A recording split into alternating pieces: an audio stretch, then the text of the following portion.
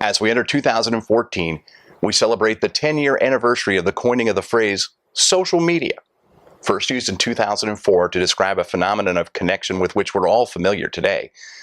Twitter processes 40 million tweets every day, and the largest social media network, of course, Facebook, handles 3 million messages every 20 minutes and 350 million pictures every day.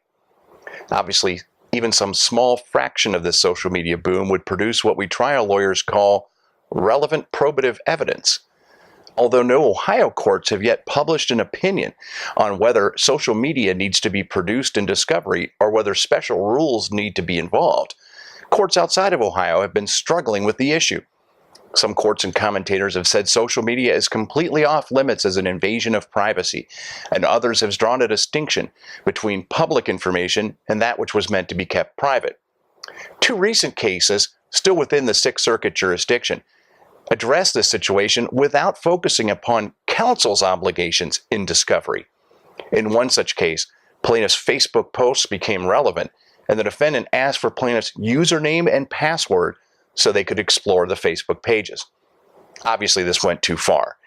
In discovery, if you learned a plaintiff kept a personal diary, you wouldn't automatically be entitled to both the diary and the key to rummage through personal, otherwise irrelevant information.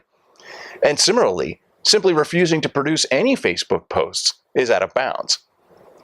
Counsel has an obligation to craft narrowly tailored, non-harassing discovery requests, and responding counsel has an obligation to meet with their client to review all sources of relevant information and produce all relevant non-privileged information in discovery.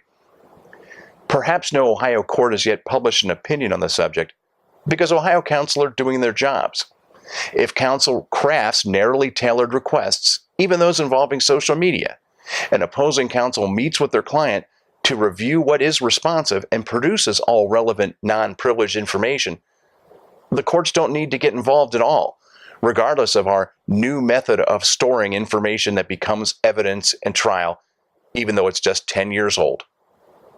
With your business litigation update, I'm Dan Donnellan.